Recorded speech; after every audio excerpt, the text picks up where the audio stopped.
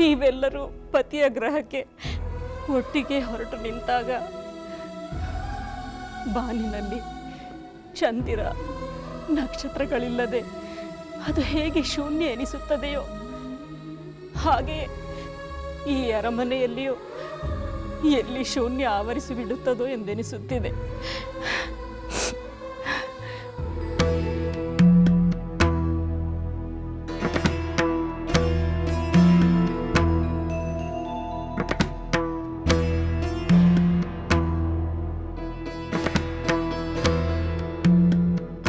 ದೇವಿ,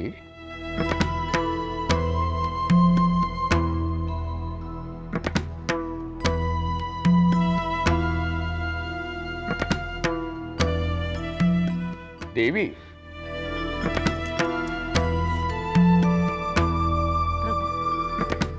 ಏನನ್ನು ಯೋಚಿಸುತ್ತಾ ಕುಳಿತಿರುವೆ? ಪ್ರಭು, ನಿನ್ನೆಯ ತನಕ ನಮ್ಮ ಪುತ್ರಿಯರ ವಿವಾಹ ಸಂಭ್ರಮದಲ್ಲಿ ತೇಲಾಡುತ್ತಿದ್ದ ನಮಗೆ ಇಂದು ಈ ನಿಶಬ್ದವನ್ನು ಸಹಿಸಲಾಗುತ್ತಿಲ್ಲ ಪ್ರಭು, ಸಹಿಸಲಾಗುತ್ತಿಲ್ಲ. ಸೀತೆ ಹಾಗೂ ಮಕ್ಕಳೆಲ್ಲರೂ ನಮ್ಮ ಜೊತೆ ಕಳೆದ ಕ್ಷಣಗಳೇ ಕಣ್ಣ ಮುಂದೆ ಸುಳಿದಂತಾಗುತ್ತಿವೆ ಪ್ರಭು, ಸುಳಿದಂತಾಗುತ್ತಿವೆ. ದೇವಿ, ಮಕ್ಕಳು ನಮ್ಮಿಂದ ದೂರವಾದರಿಲ್ಲ ಎಂದು ಯೋಚಿಸುವುದಕ್ಕಿಂತ ಅವರೆಲ್ಲರೂ ಸಕಲ ಸದ್ಗುಣ ಸಂಪನ್ನರಾದ ಪತಿಯರನ್ನು ಪಡೆದು ಒಂದು ಮಹಾವಂಶವನ್ನೇ ಬೆಳಗಲು ಹೊರಟರಲ್ಲ ಎಂದು ಆನಂದ ಪಡಬೇಕು ದೇವಿ, ಆನಂದ ಪಡಬೇಕು. ಇದೇನಿದು ಪ್ರಭು, ಆನಂದ ಪಡಬೇಕು ಎಂದು ನನಗೆ ಹೇಳಿದ ನಿಮ್ಮ ಕಣ್ಣುಗಳಲ್ಲೇ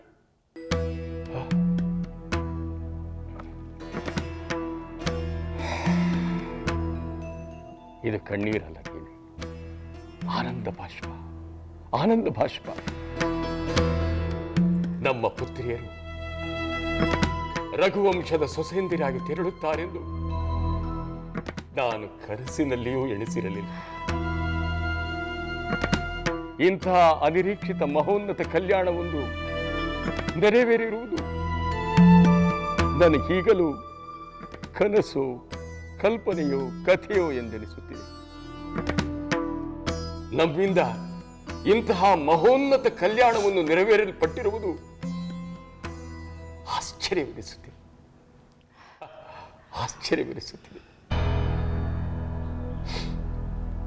ಆದರೆ ಅದು ಒಂದು ಕ್ಷಣ ಮಾತ್ರ. ಸೀತೆ, ಊರ್ಮಿಳೆಯರಿಲ್ಲದ ಈ ಮಿಥಿಲಾ ಅರಮನೆ ಶೂನ್ಯವಾಯಿತೇನೋ ಎಂದು ಭಾಸವಾಗುತ್ತಿದೆ ದೇವಿ, ಭಾಸವಾಗುತ್ತಿದೆ. ಹೌದು ಪ್ರಭು, ಕಣ್ಣು ತೆರೆದರೆ ಮಾತೆ ಮಾತೆ ಎಂದು ನನ್ನ ಹತ್ತಿರ ಸುಗಂಧ ಪವನದಂತೆ ಸುಳಿದಾಡುತ್ತಾ, ಕೋಗಿಲೆಯ ಇಂಚರದಂತೆ ಮಧುರವಾದ ಮಾತುಗಳನ್ನಾಡುತ್ತಾ,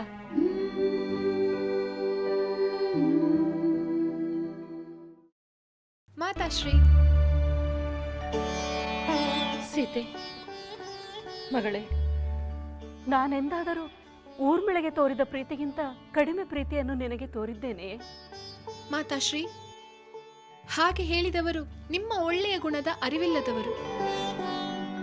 ಅಂತಹ ಮಾತಿಗೆ ನೀವು ಚಿಂತಿಸುವ ಅಗತ್ಯವೇ ಇಲ್ಲ. ಹಾಗಾದರೆ ನಾನೆಂದು ನಿನ್ನ ವಿಷಯದಲ್ಲಿ ಪಕ್ಷಪಾತ ಮಾಡಿಲ್ಲ ಅಲ್ಲವೇ? ಇಲ್ಲ ಮಾತಾಶ್ರೀ, ಇಲ್ಲ. ನೀವು ನನ್ನನ್ನು ಹಿರಿಯ ಮಗಳೆಂದು ಭಾವಿಸಿ ಹೆಚ್ಚಿನ ಪ್ರೀತಿಯನ್ನು ತೋರಿಸಿದ್ದೀರಿ. ನಾನು ಯಾವುದೇ ತಾಯಿಯ ಗರ್ಭದಲ್ಲಿ ಜನಿಸಿದರೂ ಇಷ್ಟೊಂದು ಪ್ರೀತಿಯನ್ನು ಪಡೆಯುತ್ತಿದ್ದೇನೋ ಇಲ್ಲವೋ, ಅದಕ್ಕಿಂತ ಹೆಚ್ಚಿನ ಪ್ರೀತಿಯನ್ನೇ ಪಡೆದಿದ್ದೇನೆ. ಸೀತೆ, ನಿನ್ನ ಮಾತುಗಳು ಬಿಸಿಲಿನಲ್ಲಿ ಬೆಂದವಳಿಗೆ ತಂಪೆರೆಯಂತಿವೆ.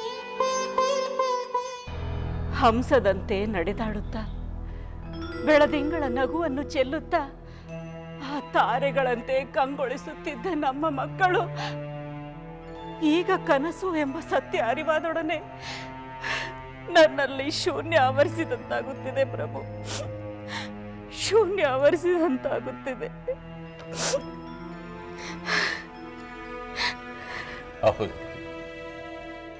ನಿನ್ನ ಅನುಭವವೇ ನನಗೂ ಹಾಗೆ. ಆದರೆ ನಿನ್ನಷ್ಟು ಸುಲಭವಾಗಿ ಹೇಳಿ ನನ್ನ ಹೃದಯವನ್ನು ಹಗುರಾಗಿಸಿಕೊಳ್ಳಲು ಸಾಧ್ಯವಾಗುತ್ತಿಲ್ಲ. ಏಕೆಂದರೆ ನಾನು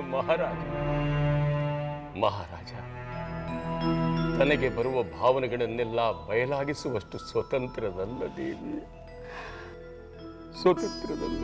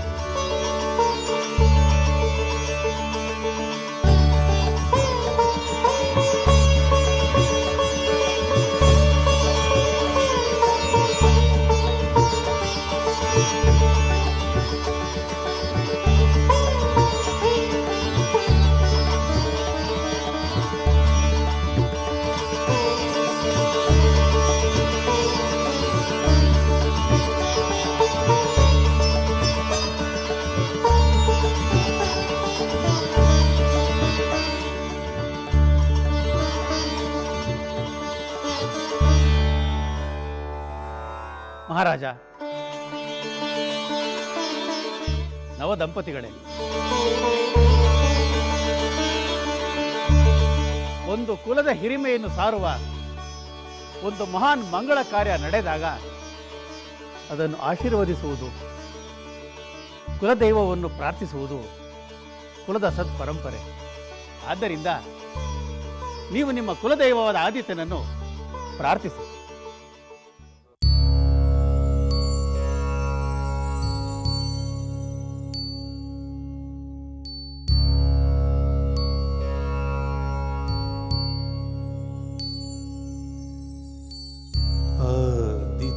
सविता सूर्यः खगः पूषा गभस्तिमान् सुवर्णसदृशो भानुः स्वर्णरेखा दिवाकरः हिरण्यगर्भः शिशिरस्तपनो भास्करो रविः अग्निगर्भोदितेः पुत्रः शङ्खः शिशिरनाशनः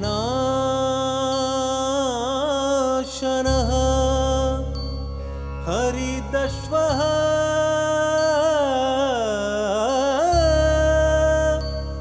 सहस्रार्चुः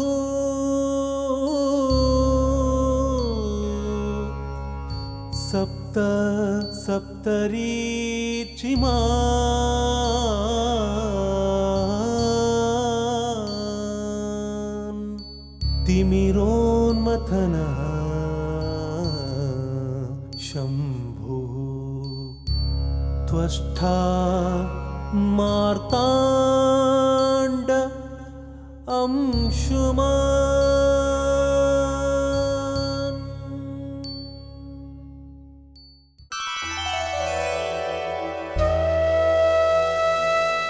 ಗುರುಭ್ಯೋ ನಮಃ.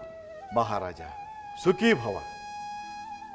ದಯಮಾಡಿ ಆಸೀನರಾಗಿ ಗುರುವರಿ.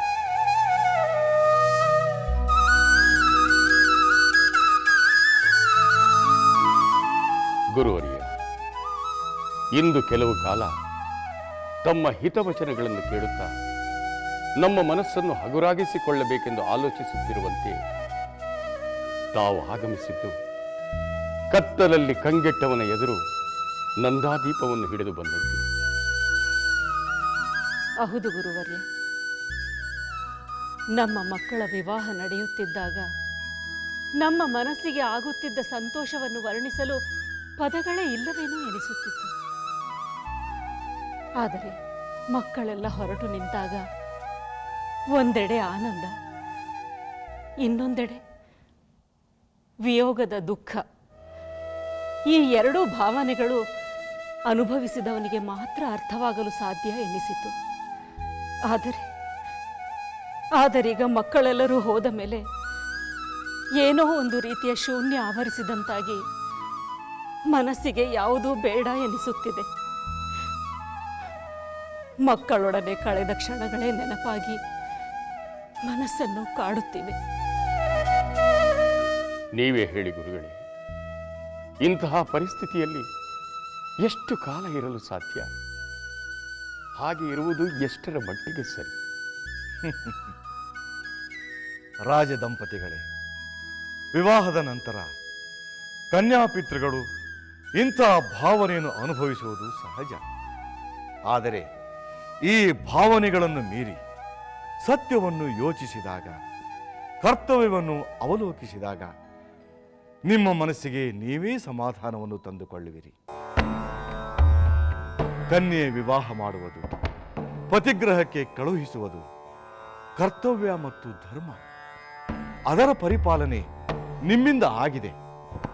ಹೆಣ್ಣು ಮಕ್ಕಳಿಗೆ ಸದ್ಗುಣವಂತನಾದ ಗಂಡನ್ನು ಹುಡುಕಿ ವಿವಾಹ ಮಾಡುವುದರ ಉದ್ದೇಶ ಮತ್ತೊಂದು ವಂಶವನ್ನು ಬೆಳೆಸುವುದೇ ಎನ್ನುವುದಲ್ಲವೇ? ಅಂತಹ ಪುಣ್ಯ ಕಾರ್ಯ ನಿಮ್ಮಿಂದ ಆಗಿದೆ. ನಿಮ್ಮ ಕರ್ತವ್ಯವನ್ನು ಅತ್ಯುತ್ತಮವಾಗಿ ನಿರ್ವಹಿಸಿದ ತೃಪ್ತಿ ಮತ್ತು ಹೆಮ್ಮೆಯನ್ನು ನೀವು ತಾಳಿದರೆ ನಿಮ್ಮನ್ನು ಆವರಿಸಿರುವ ಶೂನ್ಯ ಭಾವನೆ ಪರಿಹಾರವಾಗುತ್ತದೆ. ನಿಜ ಮುನೀಂದ್ರ, ನಿಜ. ತಾವು ಹೇಳಿದಂತೆ ಆನಂದ ಹಾಗೂ ತೃಪ್ತಿಯನ್ನು ಪಡೆದು ಮುಂದೆ ಪಡೆಯಬೇಕಾದ ಸದ್ಗತಿಯನ್ನು ಹೊಂದಲು ಸಾಧನೆಯ ಮಾರ್ಗವನ್ನು ಹುಡುಕಬೇಕು. ಗುರುವರ್ಯ, ಅಂತಹ ಸಾಧನೆಯ ದಾರಿಯನ್ನು ಗುರುಗಳಾದ ತಾವೇ ನಮಗೆ ತೋರಿಸಬೇಕು. ಅಗತ್ಯವಾಗಿ ಸೂಕ್ತ ಕಾಲ ಹಾಗೂ ಸಂದರ್ಭವನ್ನು ಅನುಸರಿಸಿ ಸಾಧನೆಯ ದೀಕ್ಷೆಯನ್ನು ನೀವು ಹೊಂದುವಿರಿ. ನಾನಿನ್ನು ಬರುತ್ತೇನೆ. ಸುಖೀ ಭವ, ಸುಖೀ ಭವ.